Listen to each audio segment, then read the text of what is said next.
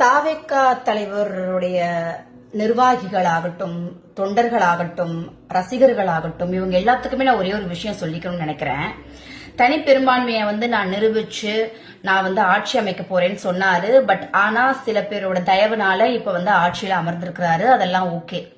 But தனி பெரும்பான்மை அப்படின்னு சொல்லிட்டு நீங்க தாவேக்கா தொண்டர்கள் எல்லாருமே ரொம்ப பேசிட்டு, இது நாங்க ஏதாவது கேட்டா கூட எங்களை அசிங்க அசிங்கமா பேசிட்டு இருக்கீங்களா? அவங்களுக்கு எல்லாம் ஒரு விஷயம் நான் சொல்றேன். பெரும்பான்மை நிரூபிச்சாருன்னு சொல்றீங்க. 108 இடத்துலதான் அவர் ஜெயிச்சிருக்காரு.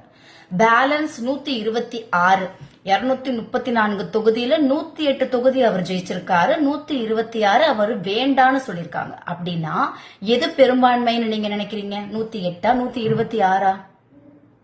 அந்த பேலன்ஸ் இருக்கிற 108ல 12மே இன்னொருத்தவங்களுடைய சில கட்சிகளுடைய தயவுனாலதான் இப்போ ஆட்சியில அமர முடிஞ்சிருக்கு. இதெல்லாமே யோசிச்சுட்டு தெளிவா புரிஞ்சுட்டு கமெண்ட் பண்ணுங்க, பேசுங்க, புரிதலோட பேசுங்க.